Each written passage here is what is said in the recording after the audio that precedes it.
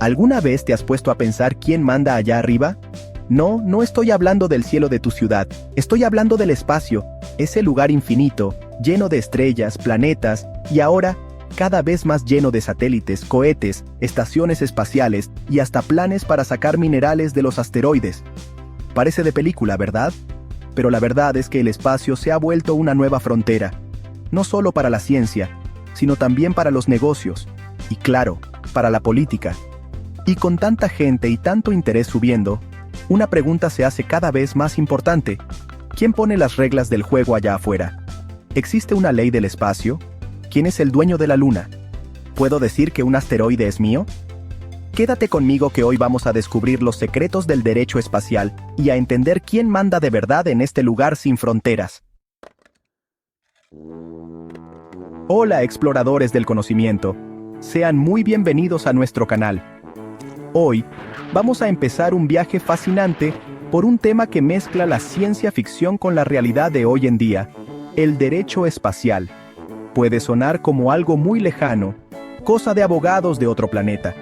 Pero créeme, afecta nuestra vida aquí en la Tierra mucho más de lo que te imaginas. Desde el GPS que te guía por la ciudad, el pronóstico del tiempo, hasta las transmisiones de tele y el internet por satélite, todo eso necesita que haya cierto orden allá arriba. Pero ese orden está siendo puesto a prueba.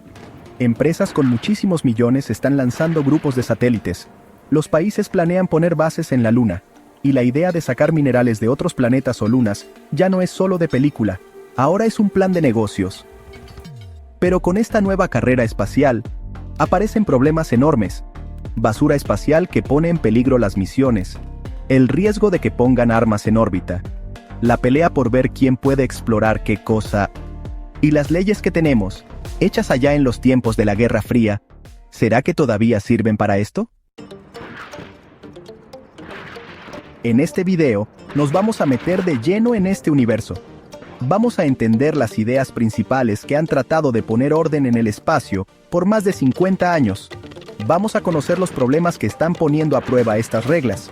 Hablaremos de los grandes huecos que hay en la ley y descubriremos qué se está haciendo para tratar de asegurar que ir al espacio sea seguro, tranquilo y bueno para todos nosotros. ¿Listos para despegar en esta plática? Entonces, abróchense los cinturones porque el viaje por el derecho espacial comienza ahora. Para entender el presente y el futuro del derecho espacial, tenemos que viajar un poquito al pasado. Imagínense la escena.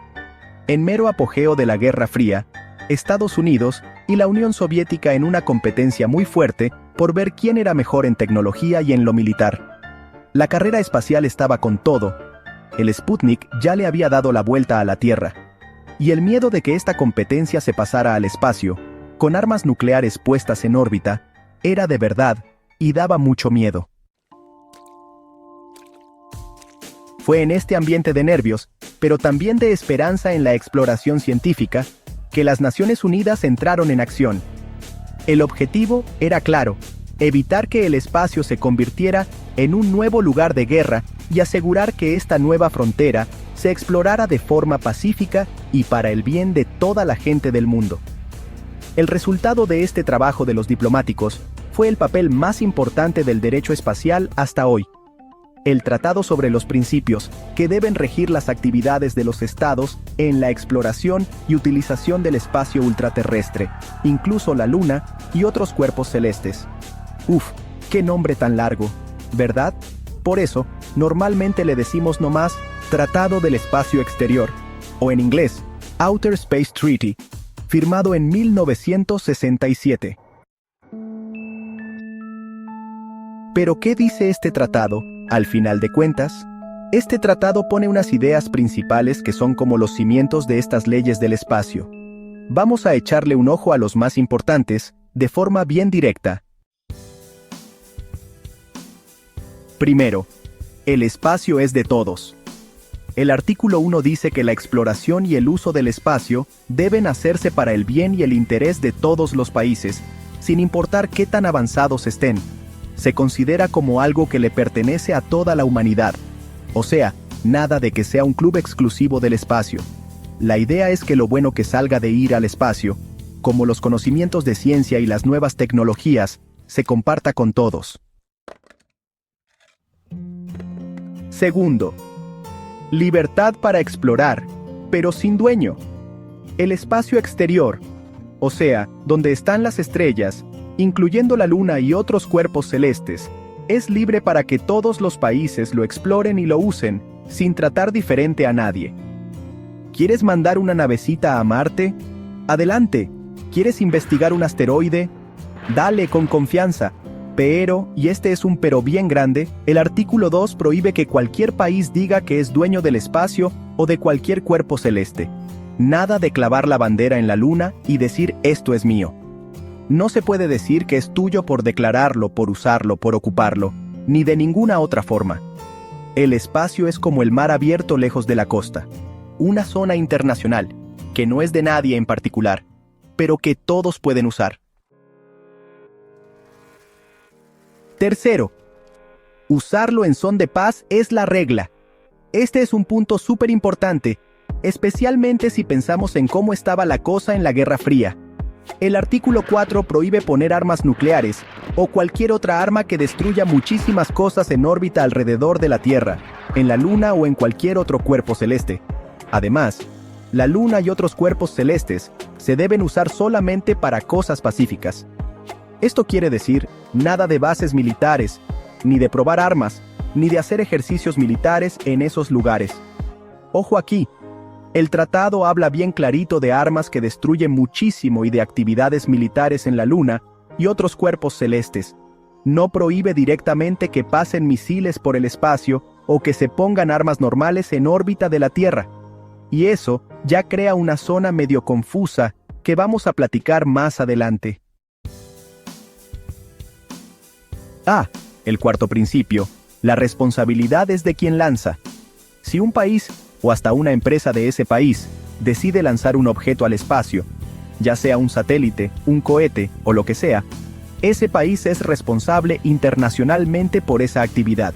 Todo esto está dicho en el artículo 6.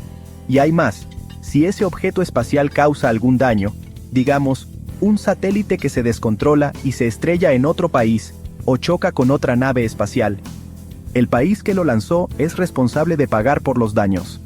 Es la regla de tú lo rompes, tú lo pagas, o mejor dicho, tú lo lanzas, tú te haces cargo. Esto aplica tanto para las cosas que hace el gobierno como para las que hacen las empresas privadas. El país tiene la obligación de autorizar y estar siempre vigilando lo que hacen sus empresas en el espacio. Quinto, los astronautas son enviados de la humanidad. El artículo 5 nos da una idea muy humana. Dice que a los astronautas se les debe ver como enviados de toda la gente del mundo, y que los países deben ayudarles en todo lo posible si tienen un accidente, están en peligro o si tienen que aterrizar de emergencia en el país de otro o en el mar lejos de la costa. Deben regresarlos sanos y salvos, y rapidito al país de donde son. Sexto, evitar la contaminación. El artículo 9 pide que los países eviten contaminar feo el espacio y los cuerpos celestes, y también que eviten cambios malos en el ambiente de la Tierra, por traer cosas de fuera del planeta. Es una preocupación por el medio ambiente que fue de las primeras, pensando tanto en no llevar nuestros microbios a otros mundos, como en no traer algo peligroso de allá para acá. Estos son los cimientos del Tratado del Espacio Exterior. Fue algo súper importante, que puso las bases para ayudarse entre países y evitar pleitos en un área completamente nueva y desconocida. Gracias a él, tuvimos muchos años de ir al espacio más o menos en paz, con proyectos entre varios países como la Estación Espacial Internacional, que es un gran ejemplo de que sí se puede. Pero el mundo de 1967 es muy diferente al mundo de hoy. En ese entonces, solo 2 países superpoderosos de verdad mandaban en el espacio. Empresas privadas lanzando cohetes, turismo en el espacio, sacar minerales de los asteroides. Eso era pura ciencia ficción. Y es ahí donde empiezan a aparecer los grandes problemas que vamos a ver ahora. Imaginen una nube de escombros, pedazos de cohetes antiguos, satélites desactivados, herramientas perdidas por astronautas, fragmentos de colisiones orbitando la Tierra a velocidades absurdas, miles de kilómetros por hora. Esto no es un escenario de película de ciencia ficción, es la realidad de la basura espacial. Tenemos cientos de miles, quizás millones, de objetos allá arriba, desde piezas minúsculas hasta satélites enteros fuera de control. ¿Cuál es el problema? Incluso un fragmento pequeño, del tamaño de una moneda, viajando a esa velocidad, tiene energía cinética suficiente para dañar gravemente o incluso destruir un satélite operacional que costó millones o miles de millones de dólares. Y peor aún, cada colisión genera más escombros, creando un efecto cascada peligrosísimo conocido como síndrome de Kessler. En teoría, podríamos llegar a un punto en que la órbita de la Tierra se vuelva tan contaminada que sería demasiado arriesgado lanzar nuevos satélites o incluso realizar viajes espaciales tripulados. ¿Ya pensaste en quedarte sin GPS, sin previsión meteorológica confiable, sin comunicación vía satélite? El derecho espacial actual tiene dificultades aquí. El tratado habla de evitar contaminación perjudicial, pero no define claramente qué significa esto en términos de escombros. ¿Quién es responsable de limpiar esta basura? ¿El país que lanzó el objeto original décadas atrás? ¿Cómo rastrear el origen de cada fragmento minúsculo? ¿Y quién paga la cuenta de la limpieza, que exigiría tecnologías carísimas y complejas que aún ni siquiera existen del todo? Hay directrices de mitigación sugiriendo que los satélites nuevos sean diseñados para salir de órbita al final de su vida útil, pero son voluntarias y no siempre se siguen. La basura espacial es una tragedia de los comunes a escala cósmica. El espacio es de todos, pero la basura parece no ser de nadie. ¿Recuerdan que el tratado prohíbe armas de destrucción masiva y bases militares en la Luna y otros cuerpos celestes? Esto fue excelente, pero dejó brechas importantes.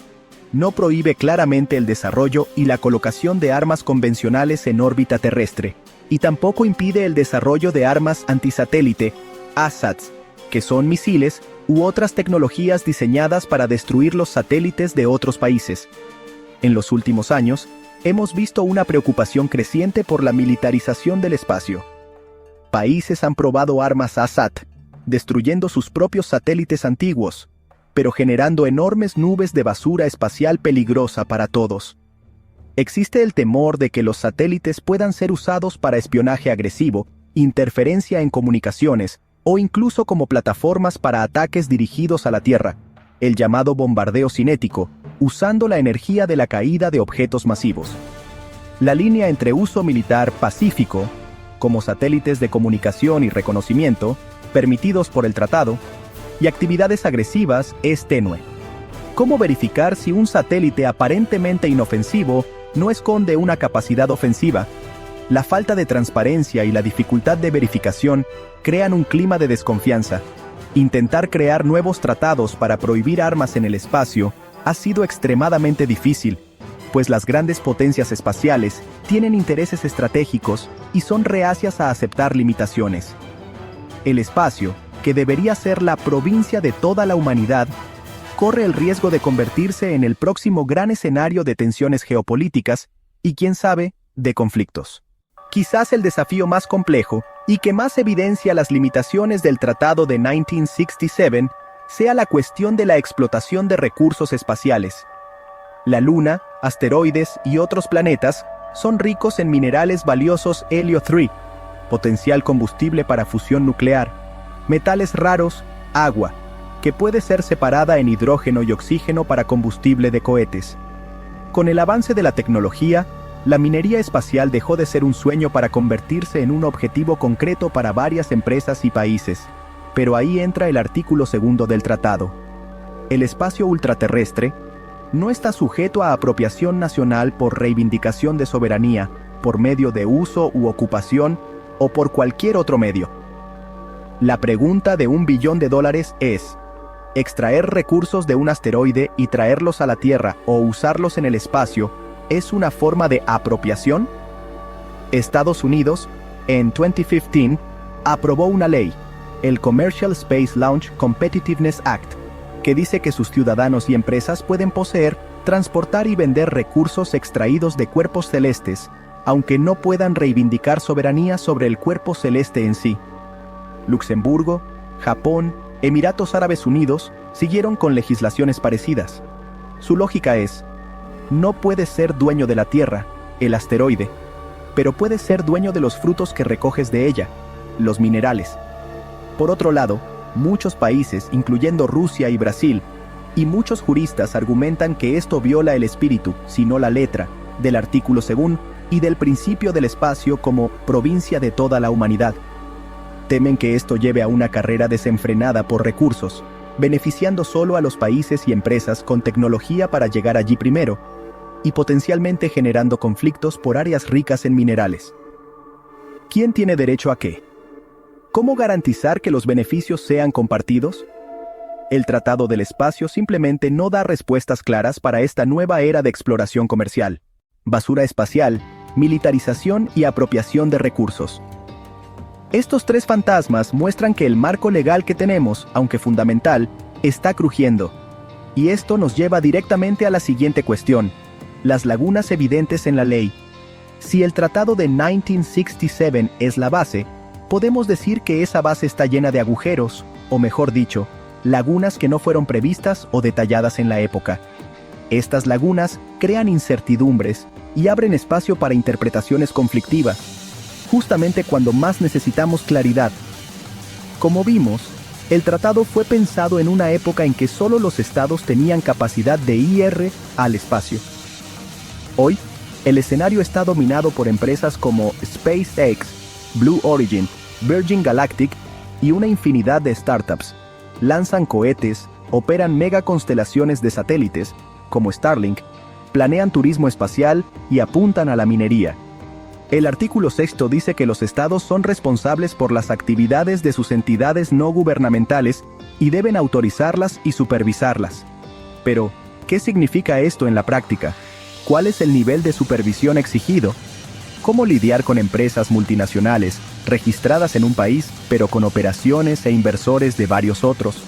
¿Cómo garantizar que las empresas cumplan con las directrices de mitigación de basura espacial, por ejemplo? La regulación nacional varía mucho de país a país, creando un escenario desigual y complejo. El derecho internacional aún está en pañales en la forma de lidiar directamente con la responsabilidad y las obligaciones de estas poderosas empresas espaciales. El derecho espacial fue creado en la era de los mainframes, y la TV en blanco y negro.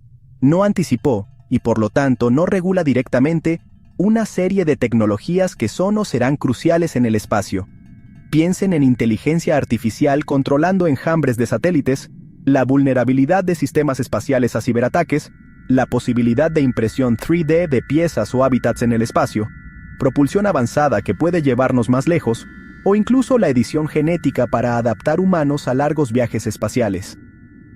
Cada una de estas tecnologías trae cuestiones legales y éticas complejas. Un ciberataque que deshabilite satélites de comunicación o navegación puede tener consecuencias catastróficas. ¿Quién es responsable? ¿Cómo aplicar las leyes de guerra a un conflicto cibernético en el espacio? La IA tomando decisiones autónomas en misiones críticas plantea cuestiones sobre responsabilidad en caso de error. Crear nuevos tratados internacionales vinculantes también es muy difícil. Las discusiones ocurren principalmente en el Comité de las Naciones Unidas para el Uso Pacífico del Espacio Exterior, pero el proceso es lento y basado en consenso. Muchas veces, lo máximo que se logra son resoluciones o directrices no vinculantes, que funcionan más como recomendaciones que como leyes obligatorias. Esta dificultad para actualizar las reglas formales lleva a situaciones como la de la minería espacial, donde algunos países avanzan con leyes nacionales, creando hechos consumados y potencialmente fragmentando el régimen internacional, o lleva a la creación de acuerdos paralelos, fuera del ámbito de la ONU, como veremos a continuación. Estas lagunas crean un ambiente de incertidumbre jurídica, y la incertidumbre no es buena para nadie, ni para la seguridad de las operaciones espaciales, ni para las inversiones a largo plazo, ni para la cooperación internacional. Pero entonces, ¿qué se está haciendo para tratar de tapar estos agujeros? Ante este escenario complejo, con un tratado fundamental envejeciendo y nuevos desafíos surgiendo, diversas iniciativas intentan encontrar caminos para el futuro. No existe una solución única, sino un mosaico de esfuerzos en diferentes niveles. Liderados por Estados Unidos, los acuerdos Artemis son un ejemplo de intento de establecer reglas prácticas para la próxima fase de la exploración espacial. Enfocada principalmente en la Luna, lanzados en 2020, son un conjunto de principios bilaterales firmados entre Estados Unidos y otros países socios, que desean participar en el programa Artemis de regreso a la Luna y exploración sostenible. Los acuerdos reafirman varios principios del Tratado del Espacio, como el uso pacífico y la transparencia, pero también abordan temas más modernos. Prevén la creación de zonas de seguridad alrededor de operaciones lunares para evitar interferencias, y crucialmente, apoyan explícitamente la extracción y utilización de recursos espaciales, alineándose con la ley estadounidense de 2015. Los signatarios acuerdan que la extracción de recursos no constituye apropiación nacional, prohibida por el artículo 2. Los acuerdos Artemis han sido elogiados por traer claridad e impulsar la cooperación entre los países participantes. Sin embargo, también reciben críticas. Por ser una iniciativa liderada por un país y negociada bilateralmente, fuera del proceso multilateral de la ONU, algunos ven los acuerdos como un intento de eludir el consenso internacional e imponer una interpretación específica favorable a Estados Unidos. Potencias espaciales como Rusia y China no se han adherido a los acuerdos y tienen sus propios planes para exploración lunar, levantando el espectro de bloques competidores con reglas diferentes en el espacio. A pesar de las dificultades, el COPUOS continúa siendo el principal foro multilateral para discutir el derecho espacial. Aunque la creación de nuevos tratados es rara, el comité ha trabajado en áreas importantes, principalmente a través de sus subcomités. Un enfoque importante ha sido la sostenibilidad a largo plazo de las actividades espaciales. Esto involucra la creación de directrices para mitigar la creación de basura espacial, mejorar el intercambio de información sobre objetos espaciales y promover mejores prácticas para evitar colisiones. Es un trabajo lento, basado en consenso, pero que busca construir normas de comportamiento aceptadas internacionalmente. Discusiones sobre temas más espinosos, como la exploración de recursos, también ocurren en el COPUOS, pero aún están lejos de un consenso. La esperanza es que el diálogo multilateral pueda eventualmente llevar a entendimientos comunes y nuevas reglas que complementen el Tratado del Espacio. Con miles de satélites activos y la basura espacial aumentando, la simple tarea de evitar colisiones se está convirtiendo en una pesadilla. Surge de ahí la necesidad de un sistema de gestión del tráfico espacial, algo como un control de tráfico aéreo, pero para el espacio. Esto involucraría la recolección e intercambio de datos precisos sobre la posición y trayectoria de todos los objetos en órbita, el establecimiento de reglas de tránsito y la coordinación entre operadores de satélites para maniobras anticolisión. Hoy, esto se hace de forma fragmentada, con diferentes agencias militares y civiles y empresas privadas monitoreando el espacio de forma voluntaria e incompleta. Crear un sistema STM global y eficaz es un desafío técnico y político gigantesco. Exige confianza, intercambio de datos sensibles y acuerdos sobre reglas y responsabilidades. Aún no hay consenso sobre cómo sería ese sistema, pero la necesidad es cada vez más urgente para garantizar la seguridad en la órbita terrestre. Acuerdos Artemis, discusiones en la ONU, búsqueda de STM. El futuro del derecho espacial se está escribiendo ahora, en medio de debates acalorados, intereses conflictivos y la urgencia de encontrar soluciones antes de que sea demasiado tarde. La gran pregunta es si lograremos adaptar nuestras reglas y mentalidad a tiempo para garantizar que el espacio continúe siendo un dominio para la exploración pacífica, o si repetiremos allá afuera los errores que cometimos aquí en la Tierra. Y así, llegamos al final de nuestra exploración por el complejo universo del derecho espacial. Vimos cómo, allá en 1967, en plena Guerra Fría, el mundo logró unirse para crear el Tratado del Espacio Exterior, una base fundamental que declaró el espacio como provincia de toda la humanidad, libre para exploración pacífica, y prohibiendo la apropiación nacional o la colocación de armas de destrucción masiva. Pero también vimos cómo esa ley pionera está siendo estirada al límite por los desafíos del siglo XXI. La basura espacial que amenaza nuestras operaciones, la sombra de la militarización que se cierne sobre la órbita terrestre, y la carrera inminente por los recursos de la Luna y de asteroides ponen en jaque los principios establecidos hace más de 5 décadas. Las lagunas en la legislación, especialmente en relación con los actores privados y las nuevas tecnologías, crean un escenario de incertidumbre. ¿Y el futuro? Se está moldeando ahora, por iniciativas como los acuerdos Artemis, por las lentas pero importantes discusiones en la ONU y por la búsqueda urgente de un sistema de gestión de tráfico espacial. La gran pregunta que queda es, ¿lograremos, como humanidad, encontrar un camino para gobernar esta nueva frontera de forma colaborativa, sostenible y pacífica? ¿O el espacio se convertirá apenas en un reflejo de nuestras divisiones y conflictos aquí en la Tierra? El derecho espacial no es solo para abogados o diplomáticos. Es un debate que nos concierne a todos, pues el futuro de nuestra civilización está, cada vez más, ligado a lo que sucede allá arriba. Es necesario encontrar un equilibrio entre incentivar la innovación y la exploración comercial, y garantizar que el espacio continúe siendo un bien común, accesible y seguro para las próximas generaciones. ¿Y tú? ¿Te gustó este viaje por el derecho espacial? Si encontraste este tema tan fascinante como nosotros y quieres ver más contenidos como este, explorando las fronteras de la ciencia, tecnología y sociedad, entonces no te olvides de dejar ese like bien puesto aquí abajo. Eso ayuda mucho a nuestro trabajo a alcanzar más exploradores del conocimiento.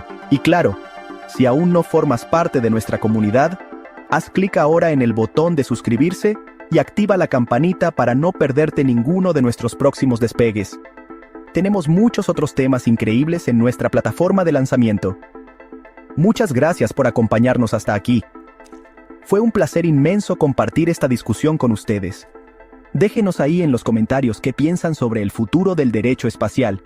¿Quién creen que manda allá afuera? Nos vemos en la próxima aventura. Hasta luego, exploradores.